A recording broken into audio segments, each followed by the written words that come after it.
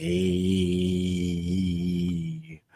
fresh off of watching Champions League Leg 2 semifinals. Oh, poor Arsenal. We couldn't do it, couldn't handle the heat. The PSG energy was too much for you. You know, all that talking y'all were doing, and the revisionist history that I am getting from Arsenal mates being like, the moment Saka went out in December, we knew our season was done. Quoi? Qu'est-ce que c'est? What? Wow. But I'm just going to be here to enjoy myself, hardy ha ha, laugh at, and enjoy all of the head loss. City, we've been out a while ago. So, you know, the pain is gone. The team was not great for a while. So we actually had that moment of, wow, our team is shit.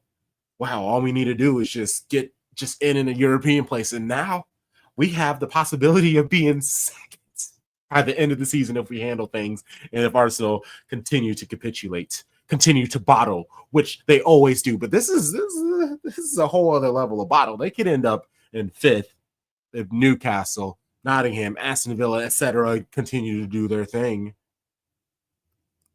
Before we start moving to City, you know, Tarik, you're usually, you know, as the pod dad, you usually are the one who comes with the cup half full, the optimist, the positive. Where are you on this whole Arsenal situation? I am positive that they are trash. No, no. I mean, I just think that well, let's be honest. I have said on this show, other social media, any and everywhere I go, I am a acknowledged Arsenal hater. I don't have any shame in that. I'm okay with that. I'm a hater. Call me what you want. I accept it. So this is bringing me joy. I love to see, and you know what? It's not about the players. It's somewhat about the fan base and a whole lot about their manager. That's just me. And I'm not saying that my opinion should go stand for everybody else, but for me, seeing them lose a match that they had staked their whole season on, when they started to fall, and we're closing in on them. We haven't surpassed them yet in the league, but we're closing in on them. Everyone talking about it has always been, well, we've got bigger fish to fry. It doesn't matter. Second, third, fourth, fifth, doesn't really matter. As long as you get in the Champions League, doesn't really matter. All we care about is the Champions League. All we care about is the Champions League. All we care about is the Champions League. They got down 1-0 first leg. Oh, no big deal. We can turn it around. This PSG team isn't all that. And they go out there today and they hold two more. So yeah, I am very, very happy that they are they've been put out, because I didn't want them to win their first Champions League At all. I didn't want that. We'll probably talk about it later, but I have some thoughts on who I do want to win the final. Yeah, I'm just glad that it wasn't Arsenal. You know, if I were an Arsenal supporter, which I'm not, but if I were, you know, it'd be disappointing, like it was for us anytime we went out. But you know, it brings me joy. That's all I can say. Oh man, does it?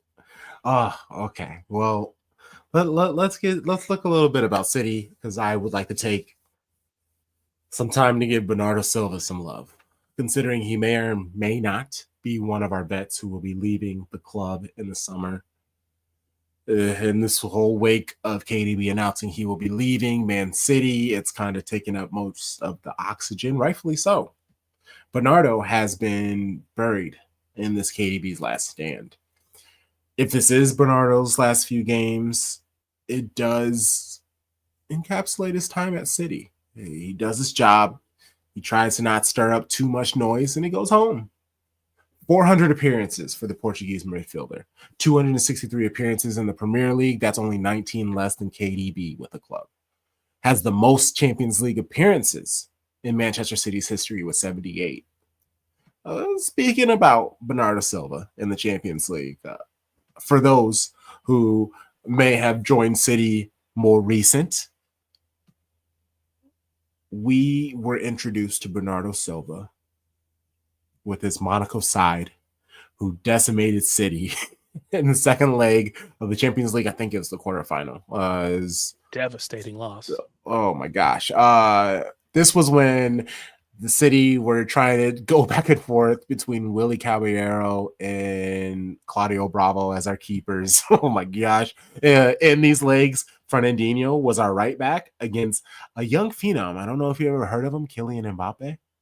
That Monaco side had Benjamin Mendy, Fabinho, Thomas Lemar, Kylian Mbappe, Bernardo Silva, and Falcao.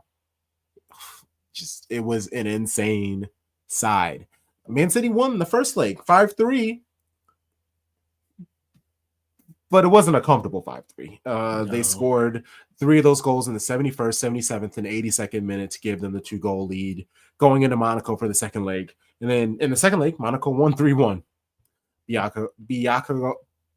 Bukayakos, whoosh, haven't seen him in a while though. His headers, along with Bernardo's assist Mbappe, and then they just won 6-6 on that pesky away goal rule. Good riddance. But I was mesmerized and frustrated by Bernardo Silva in those games. He's tiny, but fierce on the ball. Movement was swift. Every movement you could feel just like fire and tension. He wanted to embarrass whoever thought they could take the ball from him. Which is why Man City brought him to Manchester. The Champions League is where he shined. 78 appearances, 15 goals, 11 assists in the competition. Not prolific numbers, I guess, but each of those goals and assists came at a time when they were needed. The epitome of a glue guy on the squad. You remember when the team would bully him? And it was like so bad that I was just like, leave him alone. The coat and cough, and actually I thought it was a coffee, but he was just holding a bottle of water. The Liverpool's Guard of Honor in 2020, just chef's kiss. That was when I knew he was never leaving City. He was talking about wanting to be on beaches in warm weather. That's how I knew he was a Bert through and through. This season, as much of a drag that it's been, in our darkest moments, it was Bernardo Silva running his heart out, chopping down Salah, Bruno Fernandes, showing heart and fury. He has given his mind, body, and his legs, specifically, and spirit, to the club. I will consider him a legend of the club. 8 years, huge part of the success.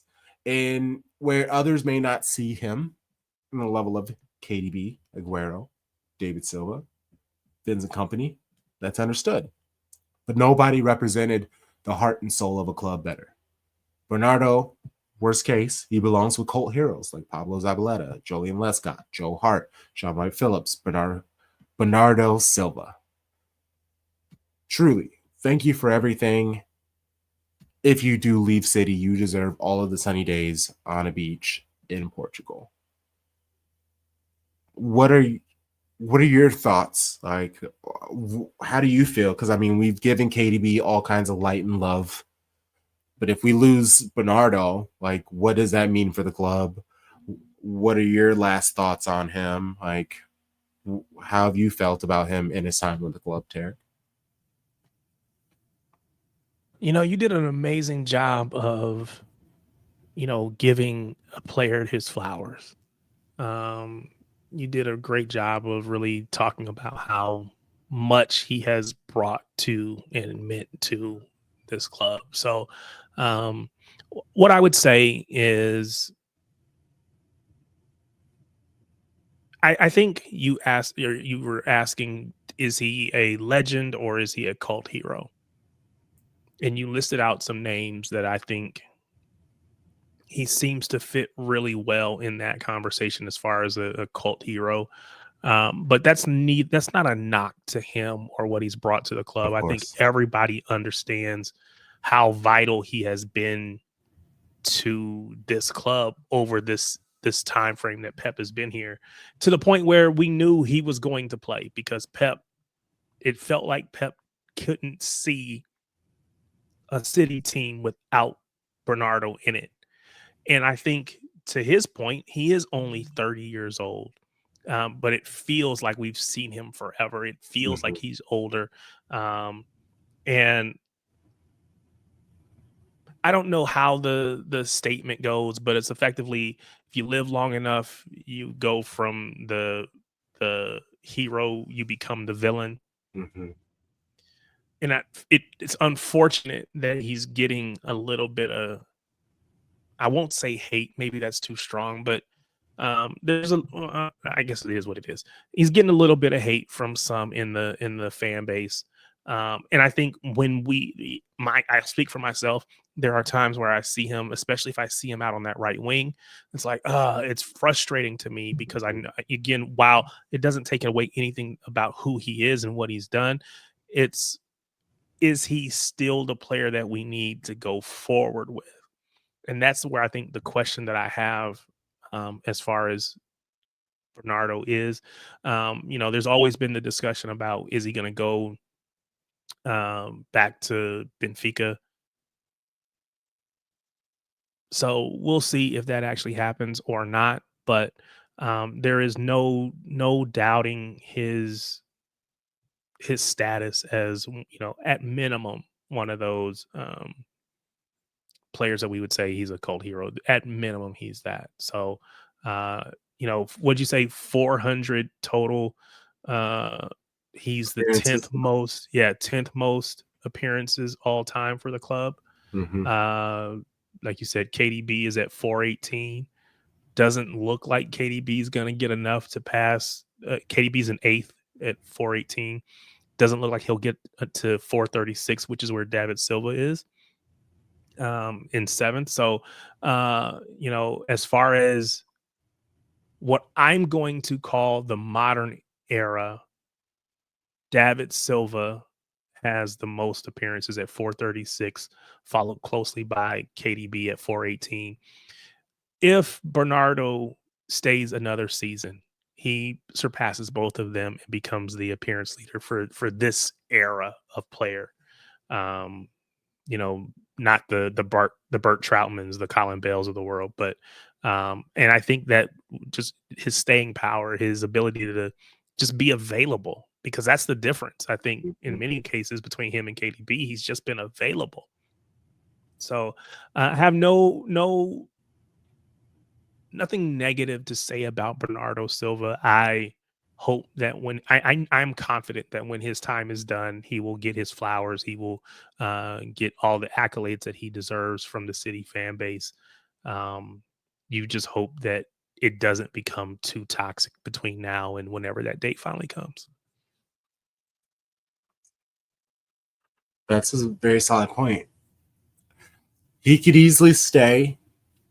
We lose players, we bring in some new players, his responsibility drops, and it leaves us to the chance to be less critical about him. Because same thing with KDB. Like, yeah, he got. We'll talk about it later. Thankfully, he got that goal, but he hasn't been flying high these last few days. And we keep hearing about how he keeps saying he thinks he can play at this top level, but we're not necessarily seeing it. He's playing 90 minutes, so that's nice. He's playing lots of minutes, which is what you want out of a top player, but he's not giving us what we need out of players. But in a season where a majority of our players haven't given us what we've needed, we've had to rely on young players, new players, first year players. This is what has gotten us through so many years is our veteran players doing their thing, and they've just kind of missed out, which is going to force Viana's hand. Chigi's last few months. We'll see how it goes. I mean, we might as well just keep it going. And welcome to episode 139. 139 of Shades of Blue. World's famous. We are the most comprehensive show about Manchester City, covering both the men's and women's game, spanning both sides of the Mason-Dixon line. We making art over here, capitalize the A. I am Crunk Chocolate, and it's the dynamic duo. It's me and Tarik. How you been? It's been a week or so since I've seen you, my brother. How are things? Good, man. I got some really good news.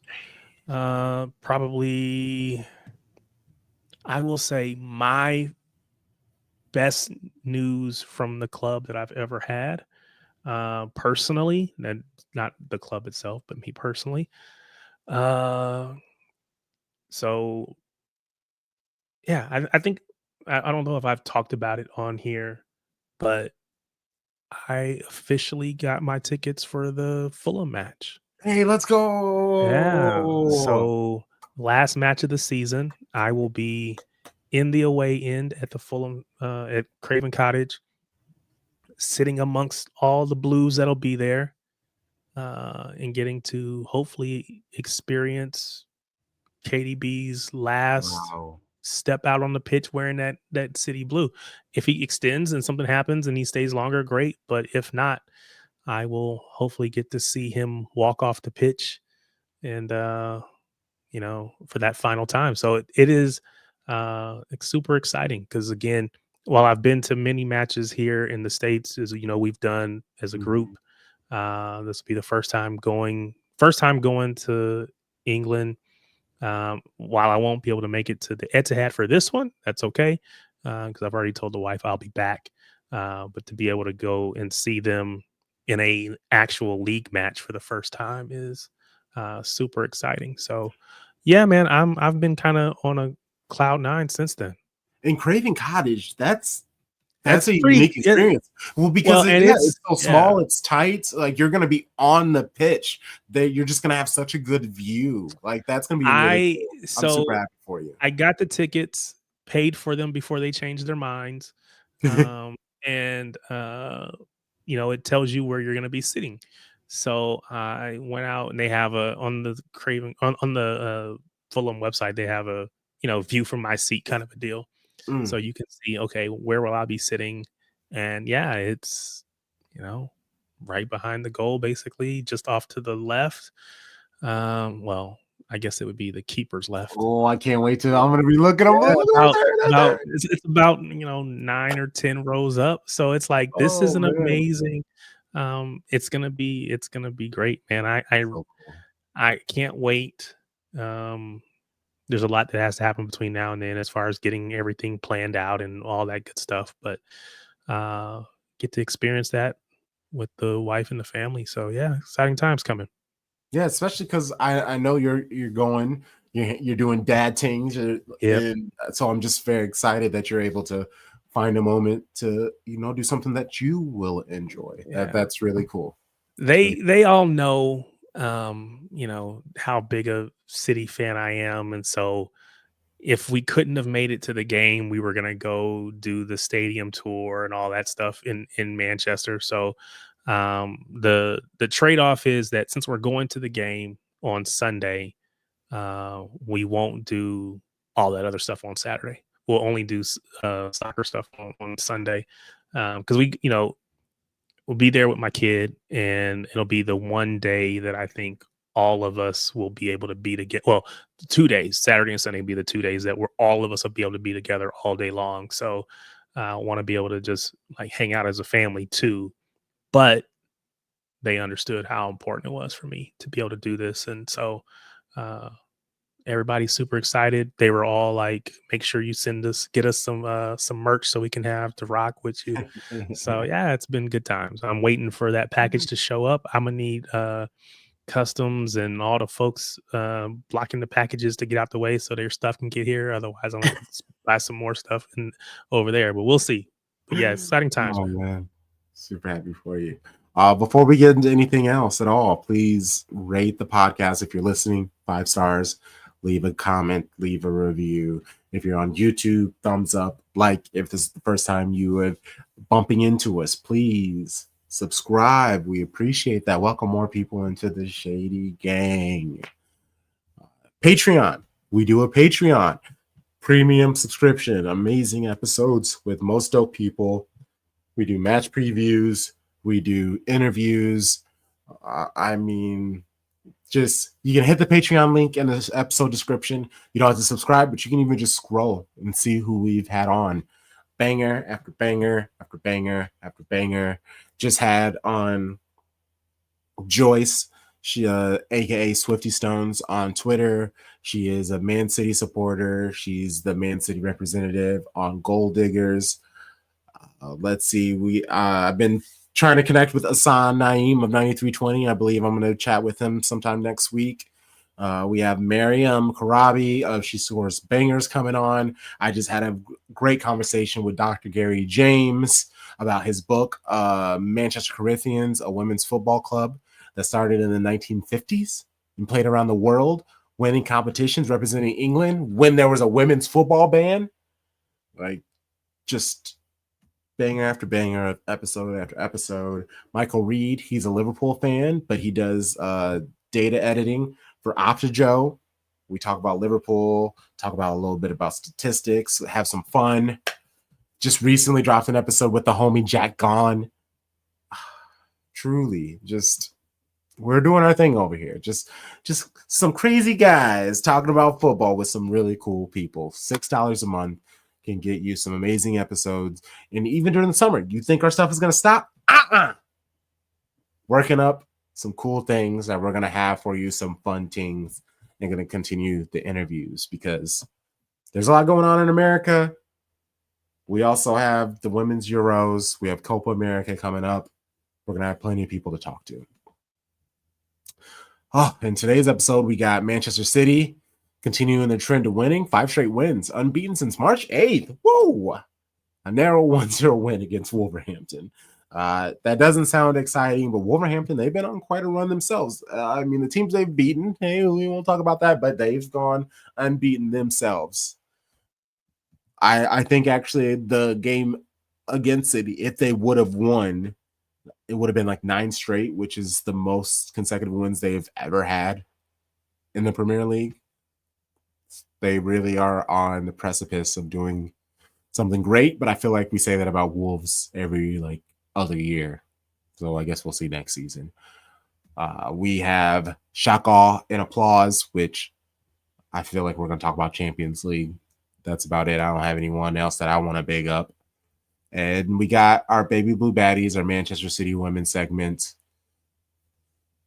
which is going to be pain because it was a draw against United and we are officially out of Champions League playing contention. So really, maybe I'll just rant a little bit. I probably won't stay on them too long. But let's get into this. Man City men, Premier League versus Wolverhampton. I want so apparently Wolverhampton, their manager, Vitor Pereira, after wins in Wolverhampton, he joins the fans at pubs and has beers with them. Yeah, what? I saw that. And Pep was asked about that. Hey, I was gonna say, would you ever say you win the FA Cup? Would you join the fans at a pub? One of the things that Vitor Pereira likes to do is go to the pub with the fans after a match. Have you ever considered it? A beer with the fans? Vitor Pereira after matches likes to go to the pub with fans for a beer. Yeah. Oh yeah. Yeah. That's good. Would you consider it with the City fans, maybe after the FA Cup? I'm waiting the offer. What's your Wetherspoons of choice?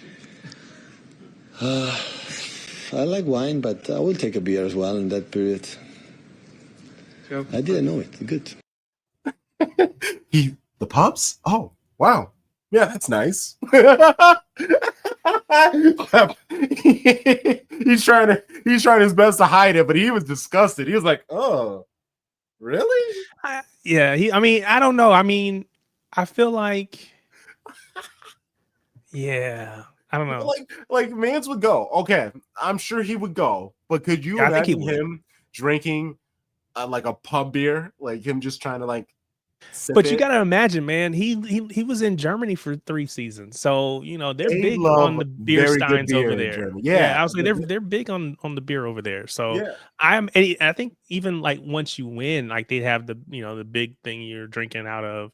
So, I wouldn't be surprised if I don't think beer is his drink of No, it's definitely choice, not. No, right? he loves He's red a wine. very refined Yes. and classy guy. Mhm. So I don't think beer is his drink of choice. Not to say that beer is not classy. I don't drink any of it, so it's neither here nor there. But I just don't see him doing that, right? I mean, he would just because. But Yes. on a regular, if he's out with his One. family, he's not drinking that. We would probably drink what he would go to the pub, he'd have one beer and he would just like he'd just sip it. It'd just be there forever. And like it would be like me if someone was like, here, drink this beer, and it's like Bud or Coors, and I'd be like, haha, thanks. Just let that man drink his red wine. Yeah, I was gonna say he's a wine drinker. I feel like Pep will be there, he'd be clapping and everything, but by like the 5th time they do, we got Guardiola, that man is out of that pub. He is disappearing out the back door. That's what it's gonna take for him to sit there and join in and be singing. And I remember there's a video from, I think it was one of the last season of Vinny Company as captain and player. Smack And singing the Oasis. I think he was at a bar at a pub. It was like a And he was like one, standing up on the seat going, that's gonna be Pep, man. You got to get him in the environment. Just get him there, and then get him he'll there, turn it up. surrounded by people he knows and he likes, not a bunch of strangers. Maybe.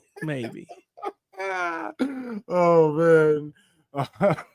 Okay, the homie Jack Gone, he asked Pep how he plans on resting players with the Club World Cup, and if City win the FA Cup, we have to participate in the Community Shield. Like, how will that work? That's what it is. Chelsea will have the same problem, I think. The other team go there and the other teams as well. So maybe here we start a little bit earlier.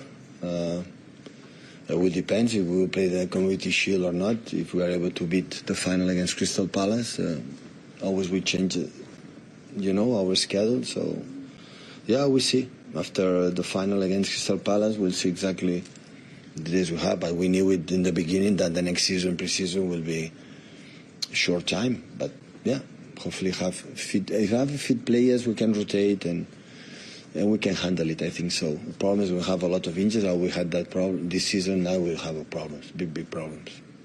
Follow-up question. I suppose irrespective of whether you make the Community Shield or not, it's going to be a really, really short summer. I mean, what can you do to sort of mitigate that? Because you are someone that likes to give 4 or 5 weeks off in a normal summer. I don't know. I would like to give weeks off, but we cannot give it to them. So, I don't know. Try to be during the season a lot of match day off as possible. Try to, to create a good environment in the team that they are happy to come here to train and play games and day by day. So, to be honest, I don't know, because you need rest that we cannot give them. The players need to be disconnected mentally and physical way, but the schedule is the schedule. What he should have said is, we don't care about the Community Shield because anytime we win it, we have a bad season. So we're just going to throw that away. I don't care if we make it there or not. If we get there or not, we are not playing to win because we know that this is the way that it just makes our season not start the way we need it to, or not end the way we needed to. So we would much rather lose and just play all the kids, the academy, the U18s, EDS. I don't care who they are. We can pull people out of the stands. I really don't care. We're just going to toss that away and play for the rest of the season.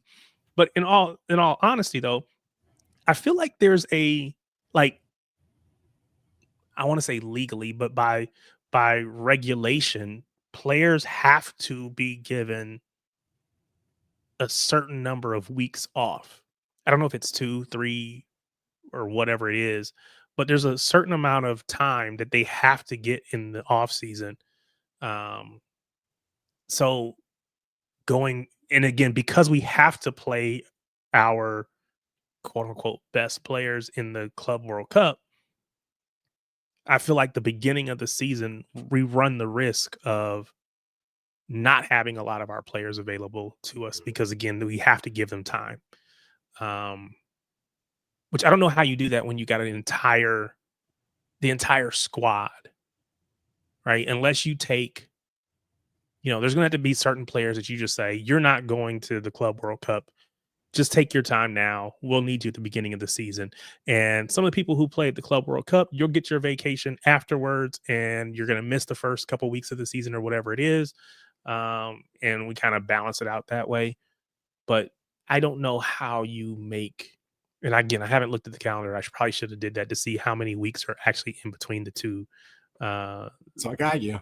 If City make it to the Club World Cup final, that is July 13th. And the Community Shield is August 9th. So 26 days.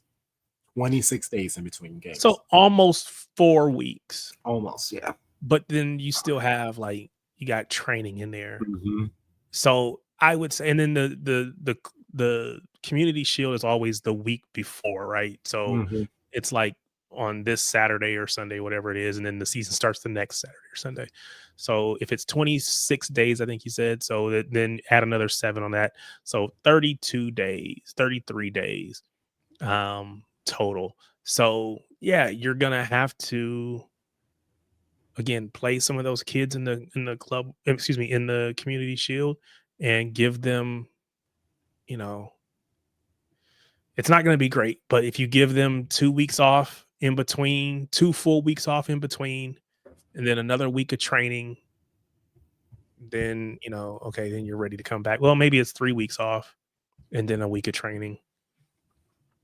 So, and then they start the season after the Club World Cup. So it's not going to be great, but we got to do what we got to do. It is what it is. That's exactly what Pep said. And I'm a big fan of saying that it is what it is. And you say that to people and they don't like that. So yeah, but again, it is what it is. Man City, respectfully, before I say this, we should be able to handle Wydad AC. We should be able to handle Al Ain. We should be able to handle those teams. All we have to do is get a couple points from them and see how it goes with Juventus. But it's one of those things. I just feel like they're going to do their darndest. The FIFA World Cup is going to do their darndest to make sure Man City end up in that knockout round. It's well, I mean, there's quite a few good teams in there. I think there's some that 8 of us. But they want to make sure that all of them are in the knockout rounds. Yeah, for sure. Okay, well, it's 1-0 win by Manchester City. 35th minute goal by KDB, assist by Doku. Doku dancing on defenders, laid it off to KDB. The Belgian boys balling. We had Ederson, Nunes, Diaz, Vardiol, O'Reilly, Gundo, Kova, Bernardo, who I said earlier that was his 400th appearance, KDB, Doku, and Marmouche. I guess quick thoughts before we can kind of talk about whatever. We can stay on this match long or as short as you would like. I wasn't shocked, but I was whenever Nunes would touch the ball, the Wolves fans were loud in their booing. You could audibly hear them, and it shook him up. It still shook him up. It's been a year. He struggled last year at Wolves when Pep played him. And then he tried to do it again. He's like, look, you're home. You've been playing long enough. You've been doing your thing. You should be comfortable. And he wasn't. He almost gave away a goal early in the match with one of those soft passes that he's done so many times this season. He looked uneasy. He would lose the ball. He was gotten beaten when he had the ball. Were you worried that Nunes was going to have another one of those matches where he single-handedly lost the game for City? Yes, to an extent, because, you know, we've seen him have stinkers. Mm-hmm. And I guess the thing that we've seen from him recently that we didn't see earlier in the season, I don't believe at least, is a bit of a resilience, because he did make a mistake and it did almost cost us. I think earlier in the season he drops his head and he's just completely discombobulated the rest of the match, and you got to either pull him or suffer. To his credit, he never quit fighting, he never quit running, he never quit working. And so kudos to him. We just got to cut out that, as LB calls it, the bozo moment, right? Mm-hmm. Can't have those bozo moments. Because again, that one moment could have changed the whole shape of this match. And it would have been like, oh, he played really well, except for that one moment. And we need to cut that out, because while I don't know that he will ever be our long-term solution at right back, he is and has been a good kind of a deputy. Fill in when you need me. I can give you something there, because he does have those midfield skills. He can run with the ball. He can handle, so he can plays good passes, crosses, whatever. So I think there is a player there, Mm. but it's still somewhat of a risk every time you put him on the pitch, because he does have that moment in him, at least still right now. Were you hoping to see more from them against Wolves? Like, yes, they're on a nice little winning streak. They are handling their business, but in the end, they are a club that sits 13th in the Premier League. They, at one point in time, 2 months ago, were flirting with relegation. City have these Champions League aspirations. We should be able to handle a team like Wolves, right? I think that is overly simplistic. You mentioned it earlier. Wolves have been in a really good run of form right now, and prior to that match, and sometimes all it takes is just the confidence level.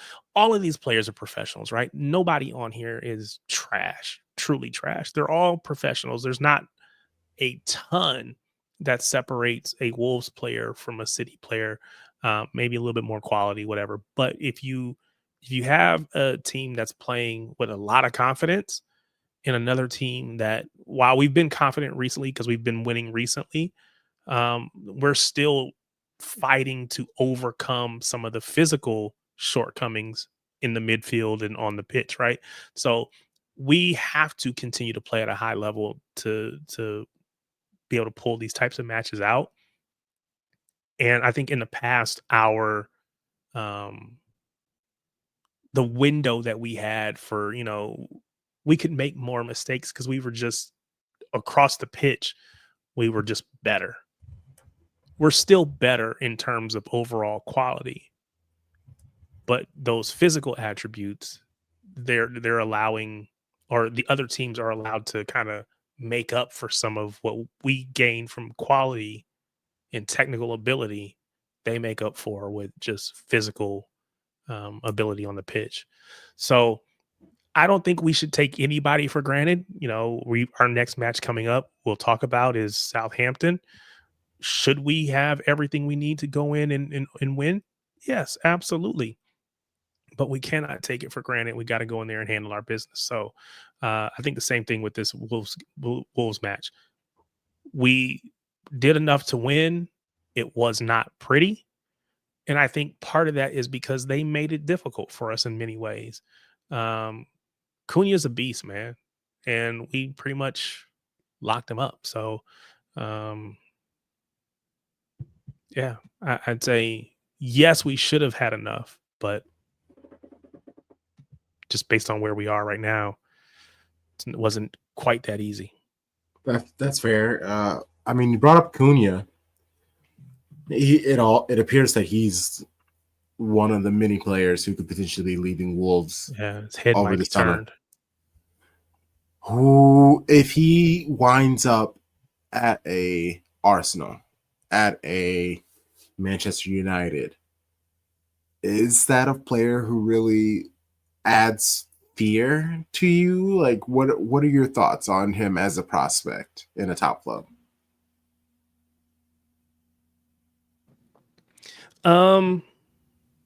I don't know. Fear is the right word. I think so. He's 25 years old. So he should be coming into his prime. I think if you see him in a better squad, then you see more from him. I don't even know what his overall this season has, how many goals he's scored or whatever, but I think he'll be better in a better team, of course, like most. He'll get plenty of chances if he were to go to some place like Arsenal. But he's different, definitely, from, say, a Kai Havertz. But Kai Havertz isn't a slouch, right? Mm-hmm. Give him grief or whatever, but he's really not a slouch. And so I don't know that the addition of Cunha is enough to make me be like, oh, I'm scared of him. Now, you talk about a Jackeries, whatever, Jokeries, however you want to say it. He's a little scary. Benjamin Sesko, I've heard people talk about, maybe, but Jokeries is killing. Mm-hmm. And so that might be enough to make, to scare me a little bit. But I don't know if Cunha, he's really good. He's really good. But I don't know if I'd be like, oh, that's the thing that pushes an Arsenal over the edge. He would be an improvement on anything and everything at United, though. Absolutely. That's fair. He would be a huge improvement. Okay. And usually the pre and post match interviews, they give me like something to kind of feed off of, and it was absolutely nothing. I guess the match was kind of dead. Let's be honest. It was kind of it was, and even the post match, I think it was like 3 minutes and 45 seconds, and all we got out of it was Pep being like, "We're not chasing Arsenal, we are chasing Champions League," which is true. We are, and technically, you just need to be fifth to get Champions League, which doesn't necessarily mean Arsenal, but also Champions League can also mean passing Arsenal. Like, I get what he's saying. I was, because even then it's the end of the season. Yes, we have Champions League to play for, but if there's a player who really isn't there, like it was nice to see Phil Foden finally. Like, that was nice. I still don't necessarily understand what's going on with Nico Gonzalez.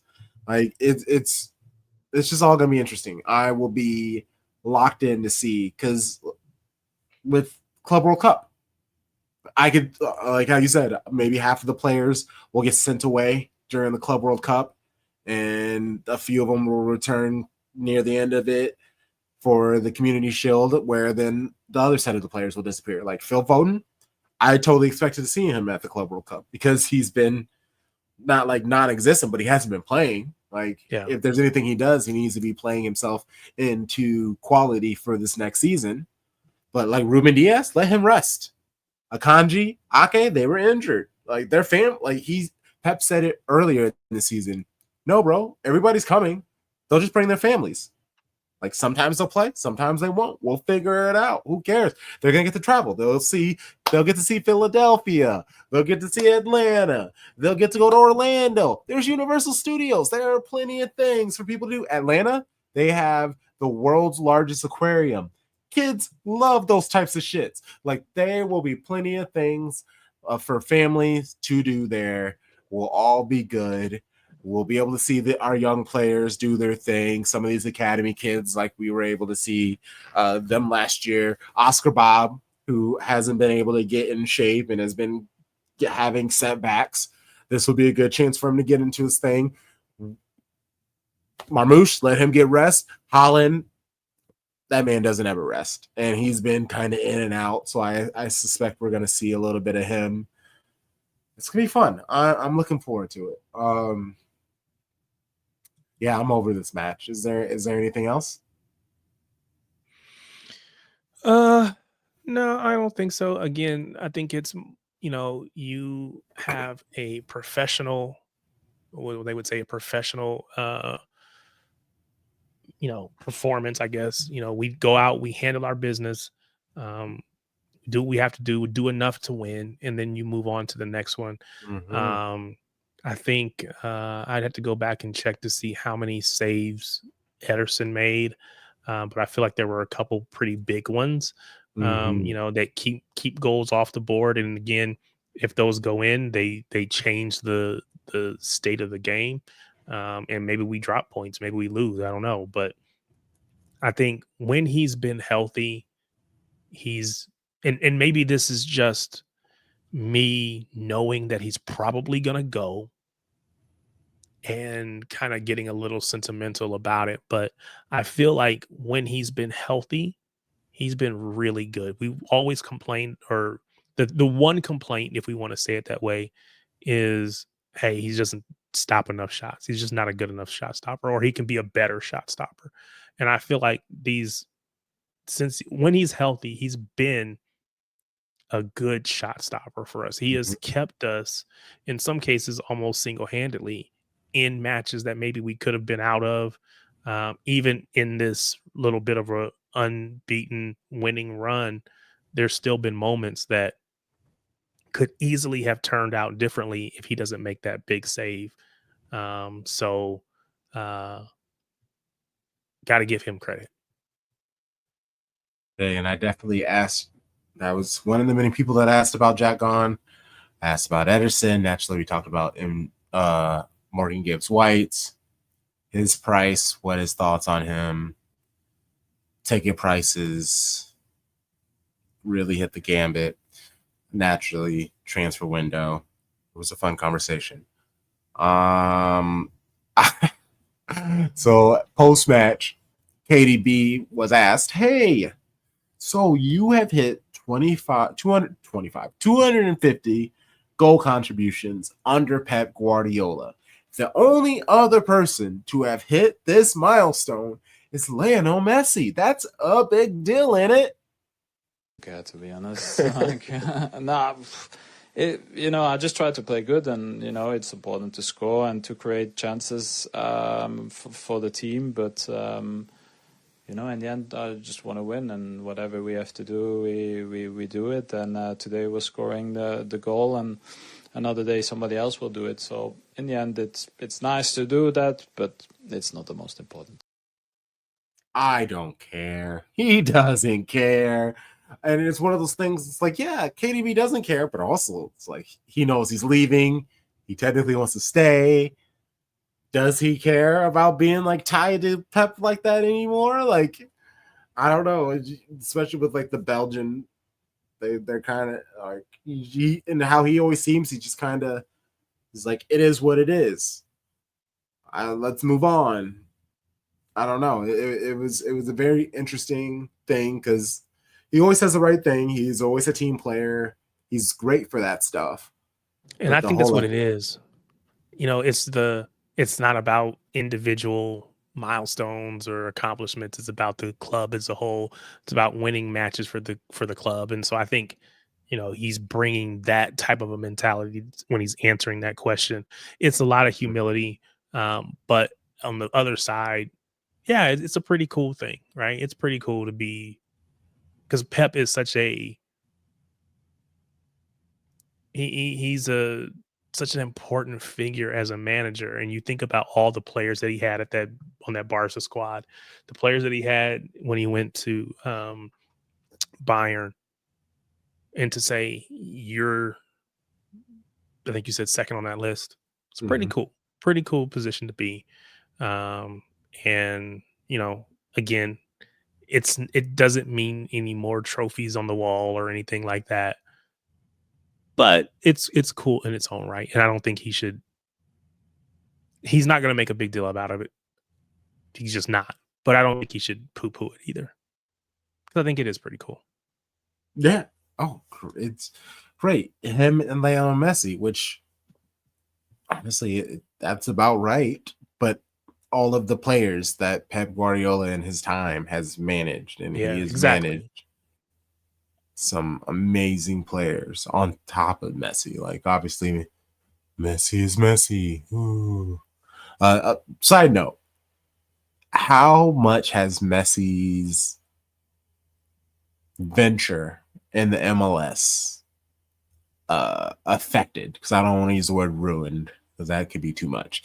Has it affected Messi's legacy? Has it at all? Because I don't think it's done much, because I think people are basically just like, meh, he's in the MLS. We know why he's there at the MLS. It is what it is. I don't think him winning in the MLS adds much to it, and him losing doesn't take away much from it, in my opinion. But I don't put any real stock in it, not especially at this part of his career.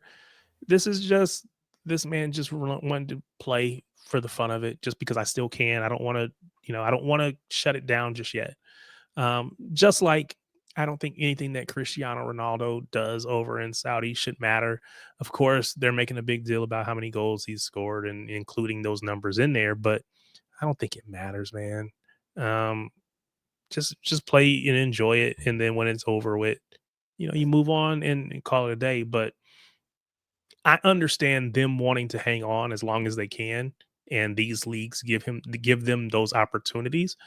But anybody that looks at this, and so the only people that will criticize Messi for what he's doing in MLS are Ronaldo fans. And the only ones that care about what Ronaldo does over there are either Ronaldo fans because they want to hype him up, or they're Messi fans who want to criticize. And, they're opposite sides of the same coin, and it doesn't really matter. Obviously. None of it should matter.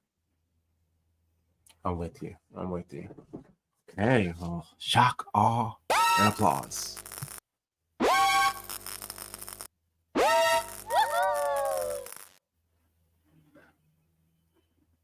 May 31st. That is a Saturday. We will be seeing PSG versus Inter. Inter taking out Barcelona, and an amazing two legs. Like, wow. Yeah, it was sick. It was sick. That, and I guess between the two legs, that's kind of what you see the difference in football, where you can see these two teams doing everything that they can to go all out. Obviously, with Barca and Inter, it was really just, could Inter keep up? I thought it was going to be a battle of, like, what is it, the unstoppable force versus an immovable object, where Inter was the immovable object. But really, the unstoppable force won.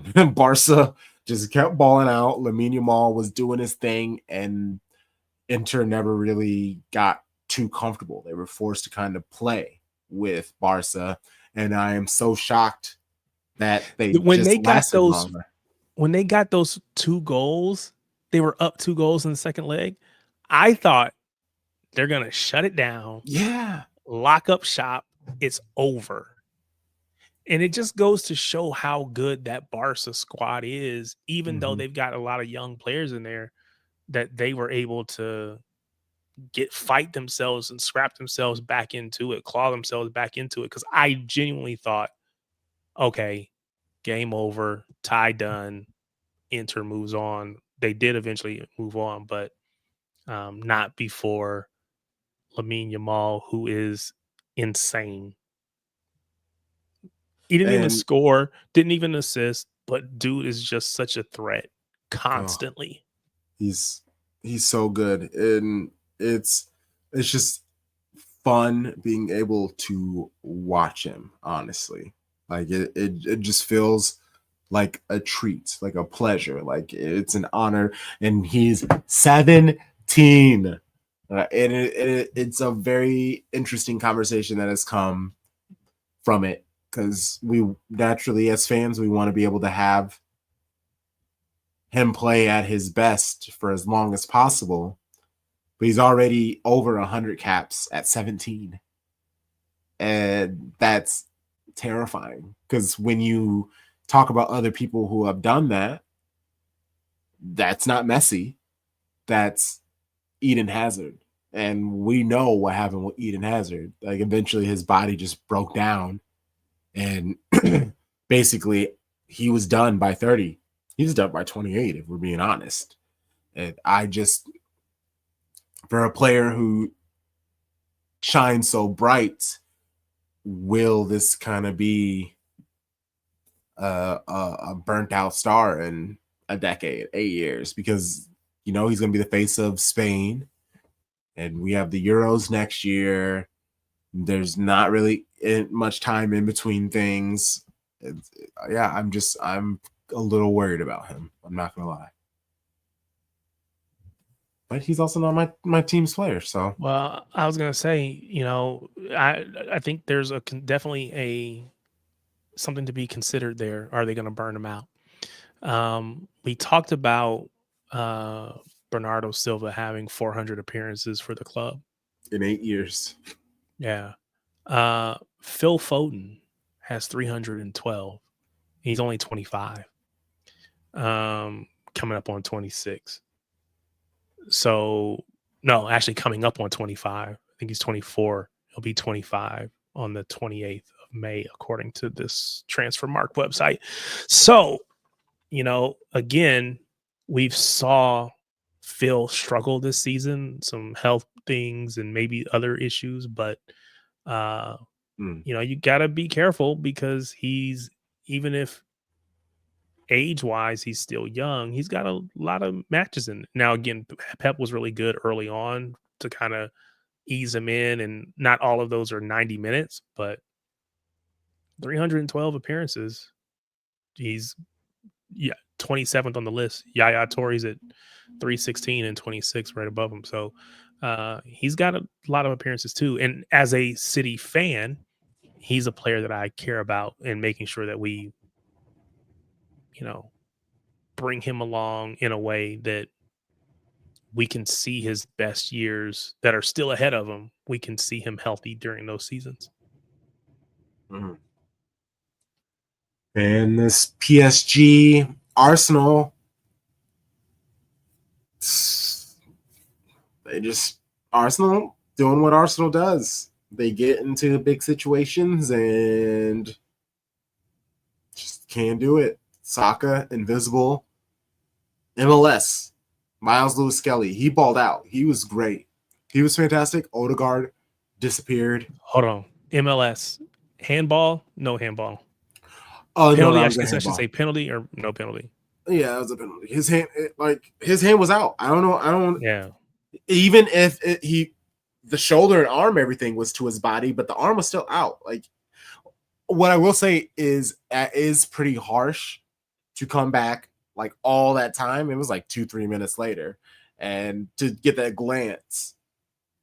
Like, did someone point that out? Like, that's what I want to know. Well, I'm sure VAR was watching, and they were probably checking behind the scenes all along. And so once he got a stoppage in play, because at the end of the day, the play didn't stop. So as soon as the play stopped, they were like, okay, now give us a chance to go look at this.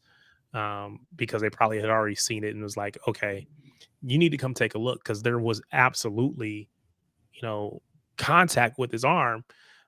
I feel like his arm was away from his body. I feel like because his arm was away from his body, it made his body bigger, made his frame, made him bigger, which means that the ball that could have been on frame gets deflected and slowed down, and it doesn't happen. So I do believe, and I saw quite a few people online or on Twitter or whatever, saying how they thought, oh, there's no way that's a penalty, whatever. To me, it's pretty clear cut. Yeah. Arms away from your body. It's in an unnatural position. It's making you bigger. It's a clear cut penalty, even if it wasn't intentional. It's still a clear cut penalty, in my opinion. And even in the Barca Inter game, who was it that was subbed in? He was Hector Fort for Barca, 18-year-old right back. He was subbed in, and he was the one who basically he could have stopped the Acerbi goal. He refused to kind of close in, and then he put his arms behind his back and he like ducked out of the way. Where it's like, I know that's the modern version where you're supposed to put your arms behind your back, but then you have Lewis Miles Skelly who stands his ground and gets a handball. So you could either put your hands behind your back, make yourself smaller to keep yourself from handball, but then the ball just flies right past you, or you can try to do your best and block the ball, make yourself as big while also trying to keep your arms as close to yourself as possible. But if you turn a certain way quick enough, you might get a handball. You're kind of damned if you do, damned if you don't, because the game plays so quickly. It's tough. It's tough. I don't feel bad for anybody, and I'm sure we'll talk about it more because the game isn't for another 3 weeks. But I am very excited for Inter versus PSG. This is going to be fun. And it may not be fun because Man City, we have experienced ourselves what it's like to play Inter in a Champions League final, and it's not fun. But in itself, that chess match of a game is an intriguing one. I'm here for it. I'm very much looking forward to it. I do have hopes on PSG. I want, oil siblings. We stick together. So shout out to PSG. Nope. I don't want them to win it because one of the things that separates us from them is we were able to win the Champions League. They haven't been able to. If they win it, then they've got, we've got a treble. They don't have a treble, but they've got. That's hilarious. They've got, they've won their league as much, probably, if not more than us, because there's nobody else there competing with them, right? So yes. I think the thing that separates us from PSG is we were able to get over that hump, and they probably will at some point. I would personally rather Inter win it, especially because we beat effectively the same Inter squad for the Champions League 2 years ago. So I would rather see Inter win it. I don't get any. There's nothing negative about it for me if Inter wins. If PSG wins, the only negative would be, now they have the same accomplishments we do.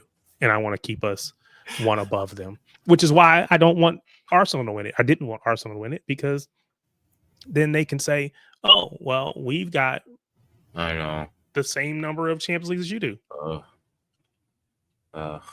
Gross. Yeah, I'm with you. Again, I look at everything from the prism of how does it affect me as a City fan? It doesn't really affect me, but how can I spin it so that it makes, it better for us? And maybe that's not fair, but that's fair. Okay. Well, let's keep it going. Before we leave this, yeah, Denzel Dumfries. Oh, man, bro. Give me that guy. He's such a good player. Give me that guy. And he's just an engine. Like, bro, just never stops playing. And just energy. He's obviously he can help with the attack with that acrobatic, whatever kick you want to call it, that he did to score in that first leg. He can cross. He's a great defender. Yeah. No, he's great. And I feel like the crossing wasn't necessarily part of his game. He really was just kind of like the up and down engine, good at defense, but he's added the whole crossing into his game. And yeah, he would be a great player. I wouldn't hate that at all, but I feel like Inter, they know they're going to lose a few players, and they'd be kind of silly to lose them. Because he's 29 also, so that's kind of like the negative thing on him, where it's like 29. How much can you get out of a 29-year-old right back? But if you can get him for 40, 45, 30, even 50, I would think I'd actually say take him. 30. I'd say 30, 35, honestly. I mean, I think he would provide, because again, he feels maybe not Kyle Walker strong, but he's strong. He's fast. Yeah. We think about that high line that we play, and we need somebody that has that recovery pace. He would have that. I think he would be more of a benefit on the attacking side than even Kyle was. So I would be all for that. I don't know that it ever happens, but sign me up. I'll take that every day.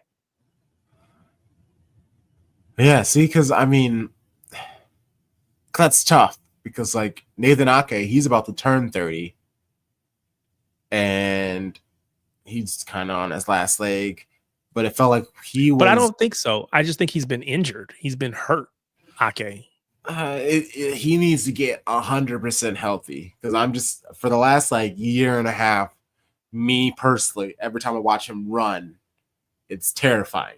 And you can even see it. Like he's never fully extending his legs. It's all kind of just like this choppy run. And so like if he can get healthy, then yeah, I could see us having 2, maybe 3 more years with him. But at the Nathan Ake that we have at this moment in the squad, that never can get rest because we're in every fucking competition and each player plays for their national team in every competition, I just don't see it. I just don't see it. I would love it. Like, he's the homie. I still don't have a Nathan Ake shirt, and I don't want him to leave because of that reason. But told you that's why I had to go get a KDB shirt this season. I don't have any shirts with any players, anything on them.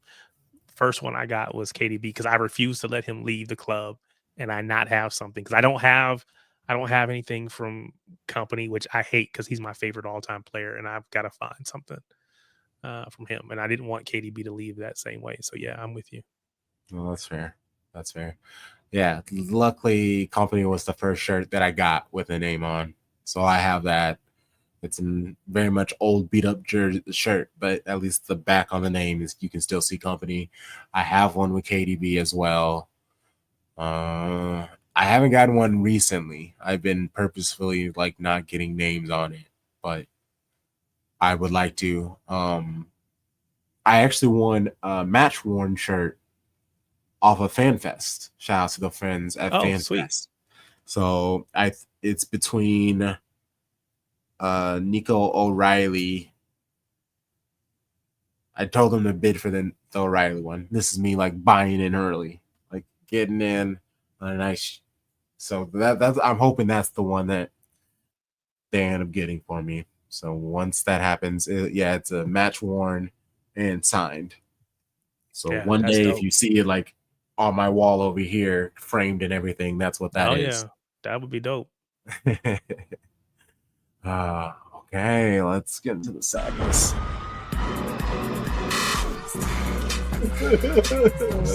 No UWCL. No WSL. No trophies at all.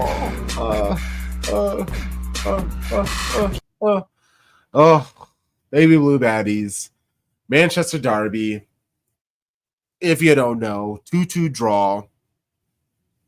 That statistically takes Man City out of any Champions League, play-in or not.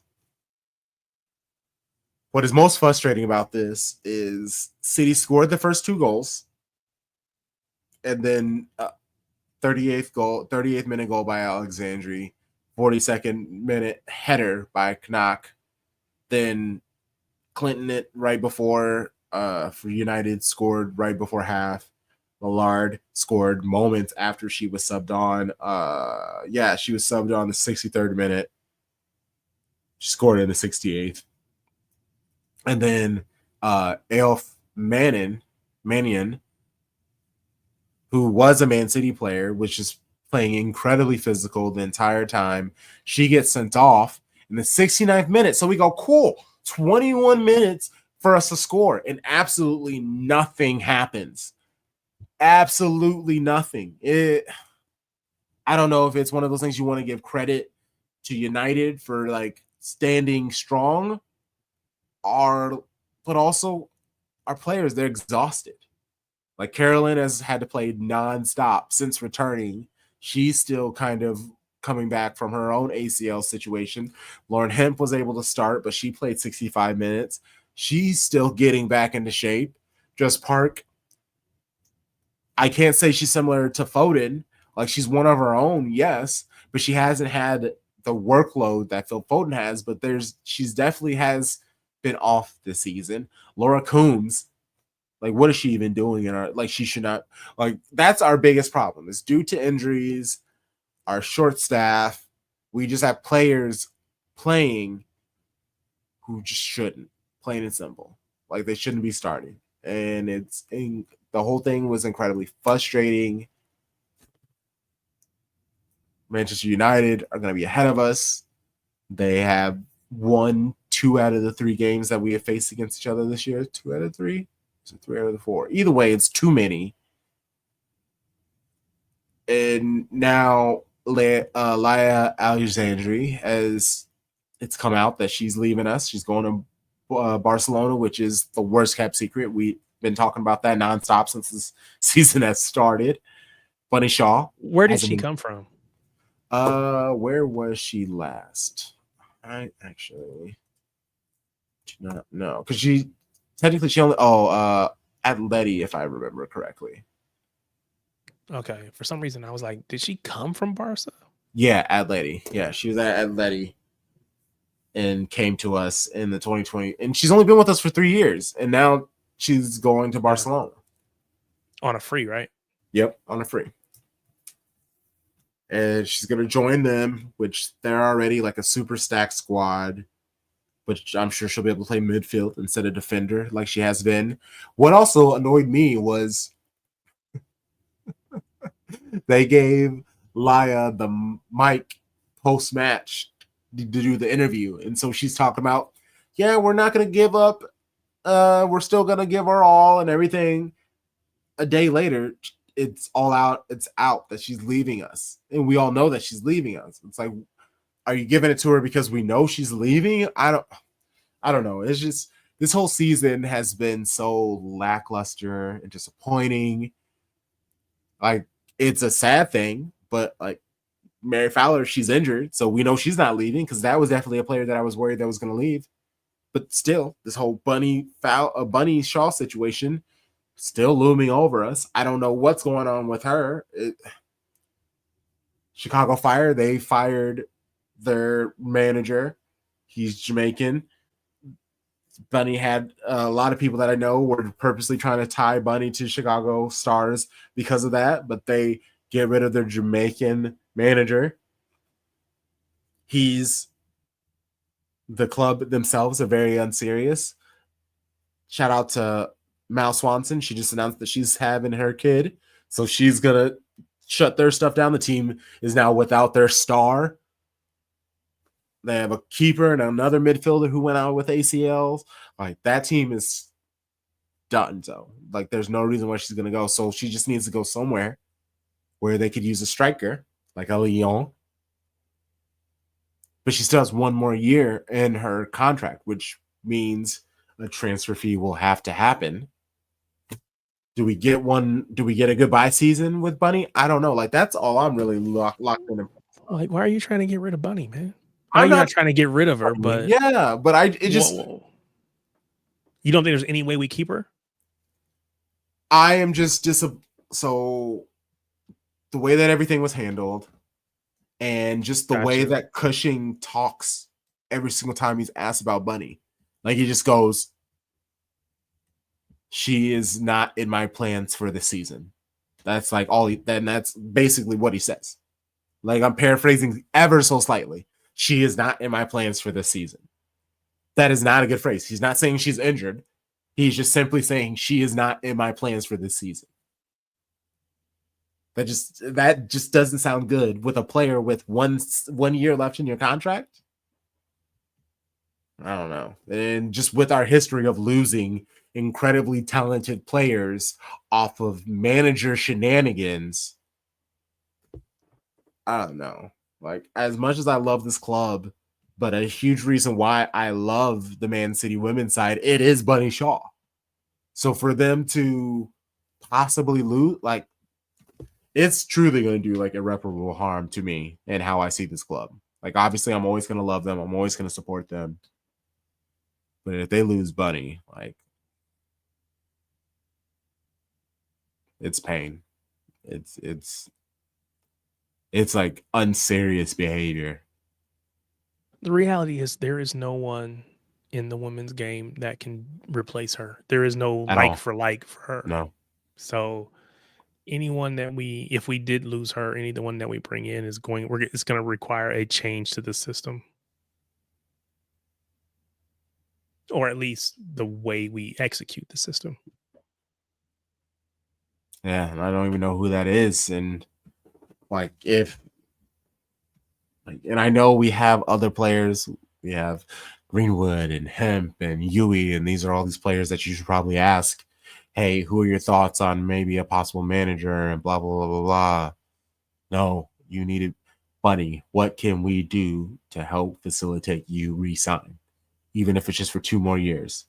Like, yes, I get we're out of UWCL this year, but give us at least 1 more year to make UWCL. And if we don't, then we'll let you go. Like, that's what they should just be saying. Hey, just stay 1 more year. We're willing to take the L on losing out on the money. We technically are Man City. We're not hurting for money. We're about to do the Sevens tournament. This is a chance. It's the first ever Sevens tournament. Apparently, it's like a $5 million pool for winners. Like, that's big money in women's football. You do well in this. We do well in this. You can play some football at Sevens. It's laid back, play a few minutes, get some rest, play some minutes, get some rest. It's not in Portugal. Maybe it is in Portugal. I think it is in Portugal. But it's in somewhere very nice and sunny and beautiful. So like, you can get your rest, you can have some fun, you can relax a little still. Yeah, that's honestly all I'm focused on. Like, everybody else is who they are because Mary Fowler's out. Keeping Yui. Yui's not going anywhere. They just signed all of her buddies. I'm not worried about her. Riza, it's going to be nice to see her finally play.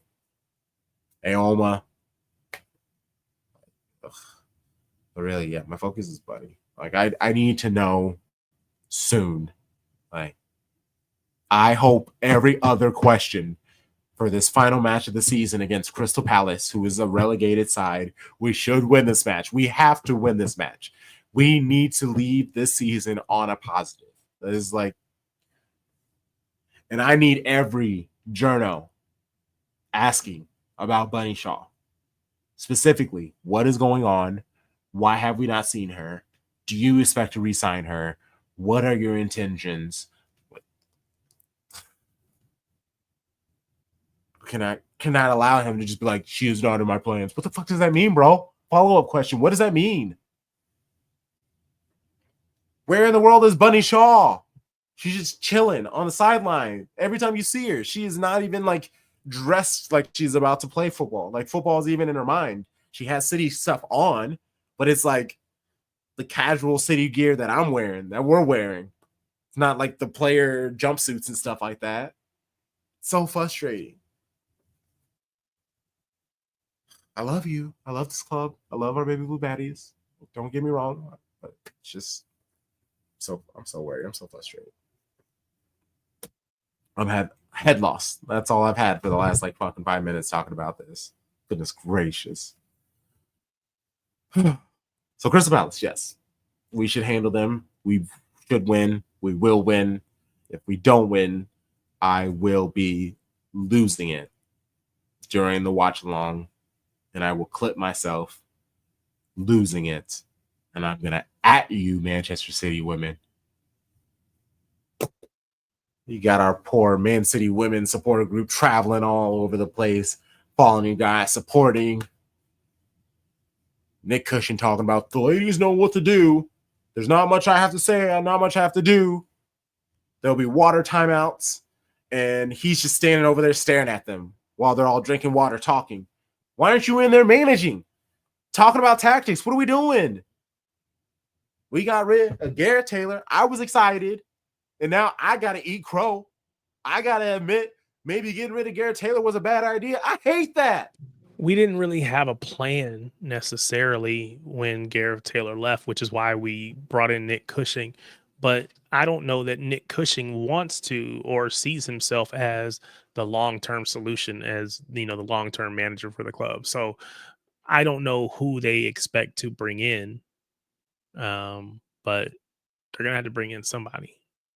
So I don't know that it was a bad decision to get rid of Gareth, but we haven't kicked on. The season didn't go the way we wanted it to go, and a lot of that is due to injury, much like we saw on the men's side. So you can't make excuses for it. It is what it is. You would have hoped we could have been better, but the key is, can we keep it together? And we're already seeing it start to splinter with Alexandria leaving. Can we keep the core, the nucleus together so that we can go again when everybody is at full strength? If we lose Bunny, all bets are off. All bets are off at that point. The Golden Boot leader and hasn't played football since February. Yeah, if she goes, then all bets are off. I don't even know how much you could pay to bring to buy her from us. I know we saw Trinity Rodman go for $1 million. I think you gotta at least hit that. Yeah, you gotta at least hit that number. Like hit that number, like 1,000%. I would much rather lose her on a free and just have her be miserable playing for a year, scoring angry goals every time. I don't care. Play pissed off. Do what you got to do. But like we can't just let you go for the low. But also, if you're not happy here because the club didn't support you in a very traumatic situation, I'm fucking here for it. It's just also angering and frustrating, and it's all been just so silent and secretive. And that's kind of what I hated about Gareth Taylor in the first place, because he just seemed so like silent and secretive. Like, we need somebody to come out with some passion and some fire and be like, hey, this is what happened. We're sorry. We're going to do better for moving on. But you just hiding in the shadows trying to do some shit when nothing's happening. Like, the players deserve better. Us as a fan base, we deserve better. It's just frustrating. Just frustrating. All right. Okay. I said I was over it like 5 minutes ago. I'm still yelling. So I'm over it. I'm officially over it. Okay. We didn't even talk about Southampton. How are we feeling about that? Like, that's a match, obviously, we cannot look past. We have to win this match. How are you feeling about men's chances against Southampton? They're already relegated, so they shouldn't care. Before I answer that, I don't know if you heard my phone go off in the background just a few minutes ago, the little ESPN alert. Seems like your Celtics have collapsed again. Oh my God. I purposely haven't looked because last sorry time I looked, if I ruined that for you. No, that's fine. That's fine. Oh my gosh.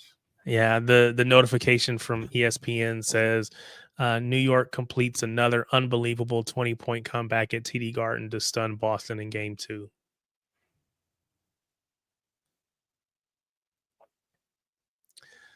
Sorry to ruin your night like that because I know you're a big Celtics fan. I will say, Indiana, the Pacers have found a way to to take two from Cleveland on the road. And Tyrese Halliburton, I don't know if he's a all world player, but I know dude has got all the clutch genes in the world because dude keeps coming up clutch for them all the time. So anyway, enough basketball because I know I just ruined your night.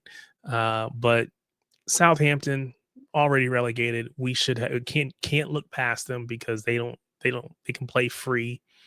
But we should beat them. I'm gonna say we beat them 3-1. Okay, cool. I like that. I'll go with What 3-1 about you? too. Yeah, I like 3-1. I would prefer more, but I don't know. Marmouche seems to be not slowing down, but he just hasn't been as effective these last few weeks. I think it's hard to play as he's playing off the left, but he doesn't have when he was playing on the left with Foden, I mean, excuse me, not Foden, but Holland through the middle. Holland can hold the ball up, play that through ball, or play it on to him so he can run behind Holland. You don't really have that with KDB, who's dropping deep, and anyone else that's kind of playing that pseudo false nine role or whatever. So I think it's a little bit more difficult, whatever. But I think he's been good. He's gotten goals, but we have not, as a squad, as a team, we have not been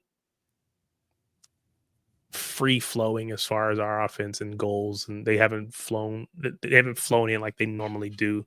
So again, this is where this season is, and I think if we should get back to our best next season.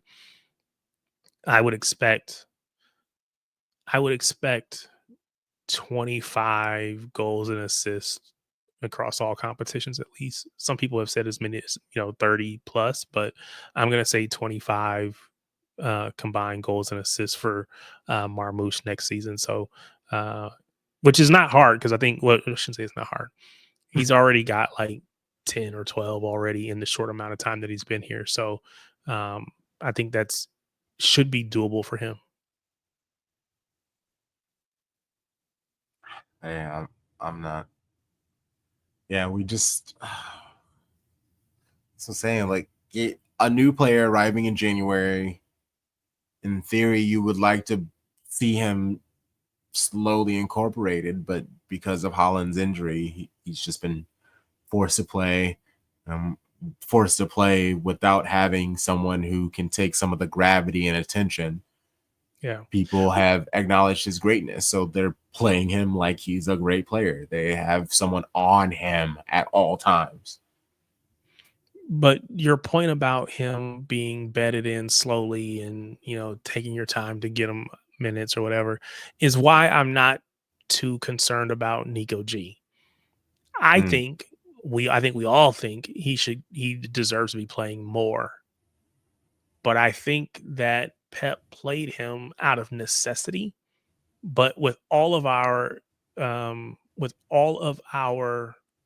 January signings, it was more about next season than it even was for this season. Yes, they were able to help us salvage. Well, at least it looks like it. We will have salvaged a UCL space, but I think he is taking the long term view and focused on how do I best position them next season, and so if we don't see them getting minutes in Club World Cup, we don't see them getting minutes in the start of next season, then I think there's a concern.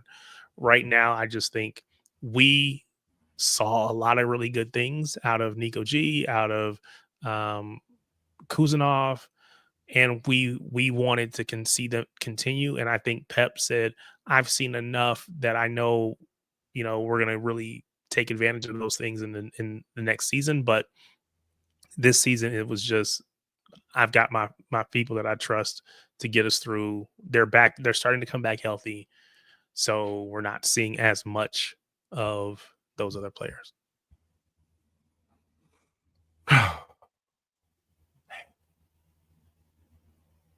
Fucking Celtics. Just ruined your night. My bad. No, it's not you. Ruined the whole rest of the podcast. No, I would have left. No, you're good, because we would have ended this, and then I would have checked Bleacher Report, and then I would have yelled and did the same thing, not on camera. So at least on camera, there will be a level of entertainment factor. But bruh, man, and especially the Knicks fans. Like, Knicks fans, do you know Knicks fans? They are not fun to lose to. They are kind of obnoxious. I love you guys. I know a lot of really cool Knicks fans. Very similar to Arsenal fans. Very similar to Arsenal fans. If we're keeping it real. See, I know Lando, our former show brother. I wish he was still around so I could see the two of you going, the Knicks versus the Celtics. I would have cussed him out. Knicks, Celtics, going back and forth, the hate, the rivalry. This would have been so great. So now, unfortunately, you have to take those L's in private. Oh my gosh. Oh, well, Tarik, my brother, please let people know where they can find you and the things that you do. You can find me on YouTube, out in these streets, doing our shows. LB, I've got a couple of things that I've been on. But social media wise, you can still find me on Twitter, Blue Sky, at Tarik Peterson, TarikPeterson. You can find me in I don't tweet a lot, but I'm watching, I'm listening, I'm paying attention. So ever present.